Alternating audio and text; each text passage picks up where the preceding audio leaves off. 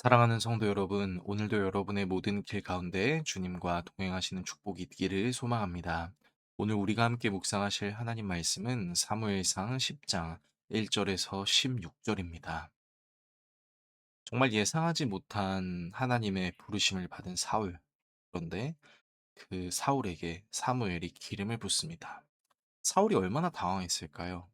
그런데 당황할 수 있는 사울에게 사무엘은 이것이 하나님의 부르심이라는 사실을 알려주기 시작하는데요. 어떤 내용이 있는지 살펴보겠습니다. 이제 즐거운 식사 자리를 마치고 편안한 잠을 자고 다음날 아침이 되었을 때 사무엘이 사울에게 사환을 먼저 보내라고 이야기한 다음에 기름병을 가져다가 사울의 머리에 붓고 입을 맞춥니다. 하나님의 기름 부음 받은 자라는 일종의 왕의 직위식과 같은 것이지요. 사울이 굉장히 당황했을 겁니다. 이게 갑자기 무슨 일인가? 갑자기 내가 기름 부음을 받는다고? 라고 생각할 수 있었을 텐데요. 사무엘은 그런 사울이 당황하지 않을 수 있도록 네가 왕이 되는 것임을 증명할 수 있는 세 가지 징조를 알려주겠다라고 말합니다. 그래서 첫 번째 징조는 이겁니다. 이제 사울이 사무엘을 떠나서 베냐민 경계 실사에 있는 라헬의 묘실 곁에 갈 때 두 사람을 만나게 되는데 이 두 사람이 어 암나귀가 돌아왔다. 근데 아버지가 걱정한다라고 말한다라고 이야기해요. 여기서 이 라헬의 묘실을 우리가 좀 생각해 봤으면 좋겠는데 여러분이 아시다시피 사울은 베냐민 지파입니다. 그리고 베냐민 지파는 바로 야곱의 12아들 중 막내 아들 베냐민으로 시작된 지파. 그리고 이 베냐민을 낳았던 어머니가 라헬입니다. 사실 라헬은 베냐민을 출산하고 나서 이제 결국 이제 삶을 마감하게 되는데요. 그래서 이 베냐민 지파에는 어떤 일종의 애환이 있을 수 있는데 마치 그 애환을 그 베냐민 지파 사람들만 가지고 있을 수 있는 라헬의 묘실에 대한 이미지 같은 것들을 일부러 떠올리게 하시는 그런 느낌이 드는 것이죠. 그리고 그곳에서 "사울, 암나기들을 찾았어."라고 말하는 두 사람을 만나게 하시는 것은 하나님께서 염려하지 않게 도와주신다라는 것을 상징할 수 있는 것이죠. 이것이 첫 번째 징조의 개념이고요.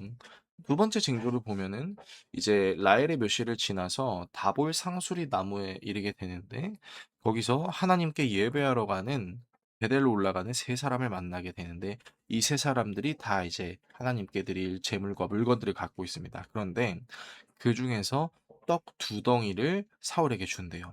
이게 왜 중요하냐면 이 떡 두 덩이는 하나님께 드려져야 될 제물이고 하나님께 드려져야 될 제물은 정확하게 왕하고 제사장만 먹을 수 있었습니다. 자, 그런데 그 떡 두 덩이를 준다라는 얘기는 무엇을 뜻하는 것일까요? 바로 사울이 왕이 된다라는 것을 상징하는 것이죠.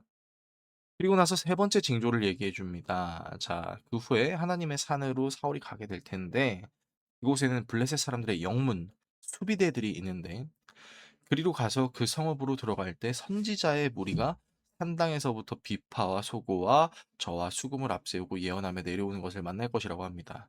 선지자 일당들을 만났는데 그때 사울에게 여호와의 영이 크게 임해서 그들과 함께 예언하고 변해서 세 사람이 된다라는 거죠. 성령 충만함의 역사하심으로 사울이 한 번도 해보지 못했던 예언을 하게 된다라는 것이죠. 그래서 사무엘은 이 세 가지 징조가 너에게 임할 때 너는 기회를 따라서 행해라. 하나님이 너와 함께 하신다라고 확신을 주는 것이죠. 그리고 사무엘은 이제 번제와 화목제를 드릴 것이다라고 얘기하면서 이제 너에게 가서 내가 할 것을 가르칠 때까지 7일 동안 기다리라라고 이야기하죠. 자, 그리고 이제 사울이 사무엘을 떠나서 이제 갈 때 하나님께서 새 마음을 주시고 이 모든 세 가지 징조들이 다 이루어집니다. 자, 그런데 이 세 가지 징조 중에서 세 번째 징조에 대한 설명이 더 나와 있는데요.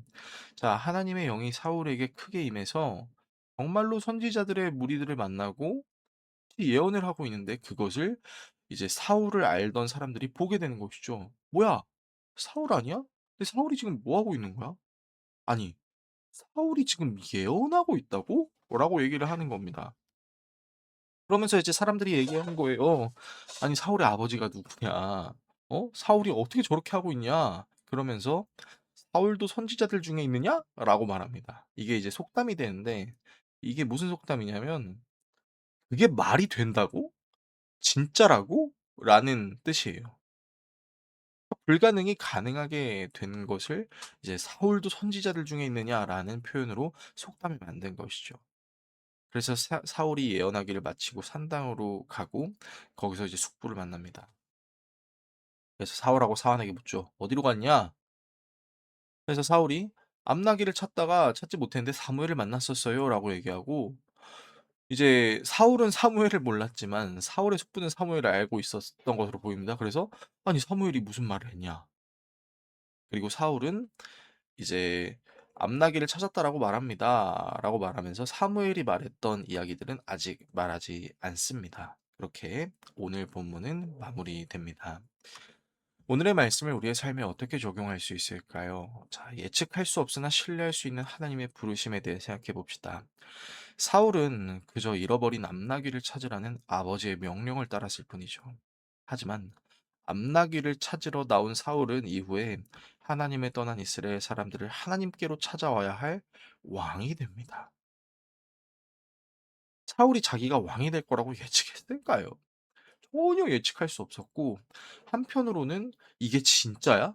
아니야, 이게 진짜일 리 없어.'라고 생각했겠죠. 그런데요. 갑작스레 기름 부음을 받아 당황스러울 수 있는 사울에게 하나님은 사울이 왕이 된다는 징조 세 가지를 알려주시죠. 그리고 사울에게 보여주시려는 이 징조들에는 사울을 안심시키며 확신을 주는 내용들이 담겨 있었죠. 라헬의 무덤, 그리고 잃어버린 암나귀를 찾는 거, 왕과 제사장만 먹을 수 있는 빵, 그리고 성령 충만함 등 말입니다. 그러니까 예측할 수 없어도 우리가 하나님의 부르심이라는 것을 신뢰할 수 있도록 하나님께서 알려주시는 은혜가 있다라는 것이죠. 두 번째로 불가능을 가능하게 하시는 하나님을 생각해 봅시다. 사울이 선지자들과 함께 예언하고 있는 장면은 마치 신학을 전공하지 않은 사람이 신학을 전공한 사람들과 함께 신학생들을 가르치고 있는 장면처럼 보입니다. 그래서 그 모습을 본 사람들은 "사울도 선지자들 중에 있느냐? 사울이 예언자가 되었다고?" 라고 말하는 거죠. "말도 안 된다."라고 생각하는 거예요. 그래서 여러분, 예측할 수 없는 하나님의 부르심이 불안과 염려가 될 수 없는 이유는 하나님께서는 부름받은 사람을 하나님의 계획대로 쓰임 받도록 능력으로 함께 하시기 때문입니다. 그래서 여러분, 만약에 여러분들이 삶을 살아가고 있는데 예측할 수 없는 일들이 일어나고 그 예측할 수 없는 일들이 하나님의 부르심이라는 생각이 들 때는요. 하나님께서 그것이 하나님의 부르심이라는 것을 깨닫게 하시는 징조들도 보여주시고요. "아 하나님, 저는 이거 전혀 못할 것 같은데요."라고 생각하는 부분에 대해서도 한 번도 해 보지 못한 것이라도 하나님께서 하게 하시는 능력으로 함께 하십니다. 그래서 우리에게 중요한 것이 있다면 하나님께서 나를 언제 부르실지 우리가 알 수는 없지만 우리가 하나님이 우리를 부르셨을 때 "주님, 제가 여기 있습니다. 저를 사용하여 주십시오."라고 말할 수 있는 믿음일 것입니다. 이 사실을 기억하시는 저와 여러분 모두가 될 수 있기를 예수 그리스도의 이름으로 축원합니다. 기도하겠습니다. 우리를 사랑하시는 하나님, 때때로 예측할 수 없는 부르심을 받게 될 때 그 부르심이 하나님의 부르심이라는 징조를 보여주십시오. 모든 것을 아시고 모든 것이 가능하신 하나님이 나와 함께 하시면 불가능한 상황도 가능해질 수 있음을 믿음으로 선포하게 해 주십시오. 예수 그리스도의 이름으로 기도합니다. 아멘.